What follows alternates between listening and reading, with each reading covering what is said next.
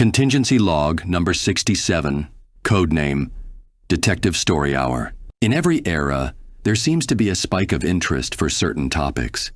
One such focus more than likely influencing my own creation way back during the late 1930s. But while I may come to mind should someone mention a detective dressed in black, it might surprise you to know that someone with that same description came before me, before he was given his own debut in a comic, on July 31st of 1930. A radio show would be the first appearance of the detective known as the Shadow, not to be confused for a certain hedgehog. Originally, his alter ego was named Lamont Cranston for the radio show, but that would later become an alias, and his name would be changed to Kent Allard for future publications. What little similarities we have end at the surface, as the two of us have very different origins. Having gotten his start during World War I, Kent was already an experienced spy for the time. He was also a skilled aviator in the South American jungles. It was during his time here where Kent would discover the lost city of gold. No, I'm not kidding.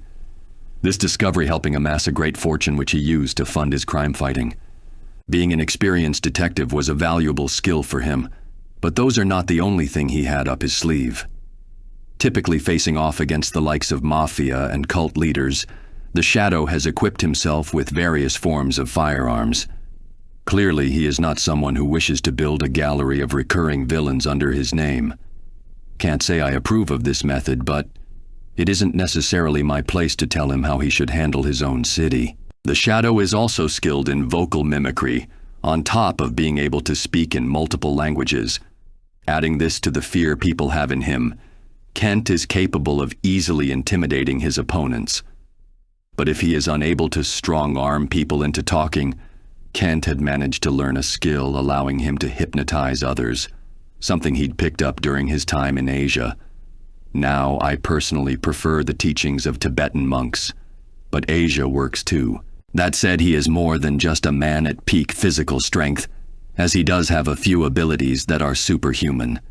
Aside from a minor telekinetic ability, similar to his own name, the Shadow can meld with the darkness itself, one time appearing and vanishing from within a jail cell without a trace. Typically with contingencies, I have to allow for some suspense of disbelief, as many of my targets exist outside of my own universe, leaving my contingencies as a hope that they would work, rather than an absolute counter to whoever I may be up against. But this contingency is of a very rare occasion, where I have traded blows with my target before. But I have also teamed up with him when someone from his past teamed up with someone I regularly trade blows with.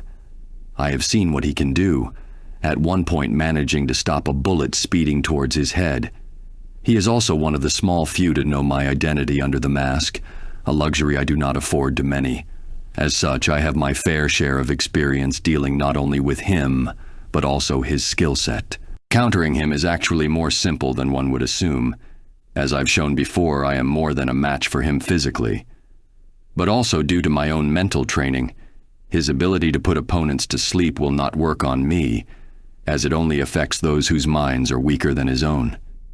And with the aid of the Kevlar under my suit, I am able to shrug off his bullet fire, though I am also capable of avoiding gunfire if given enough range. I will need to avoid the dark when combating against him, however, as he could use my own strength against me if I am not careful. I have prepared a few batarangs that operate as flash bombs. Should the Shadow attempt to vanish in the darkness, they will be set off and illuminate the surrounding area. Between the light and sound, my hope is that he will be disoriented enough that taking him down will be easier. I've also prepared a hallucinogenic as a means to counter his telekinetic abilities. By making it hard for him to focus or even tell reality from fiction, I can prevent anything more powerful than a simple sleep command. I'll need to be cautious, however, as sometimes the body can perform incredible feats when backed into a corner.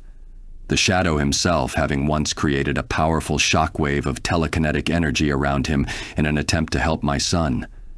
This not only destroyed the ladder he was tied to, but also damaged the surrounding area. I shudder to think what something like that could do if it were focused towards a person. But I also do not wish to cause anything irreversible. As someone who I have trusted with my name, I wish to withhold that level of trust. Whatever reason the shadow may have to turn against me, I wish to find a way to reverse it if possible. As while I may not agree with some of his methods, I do respect his own rise against the evils of this world.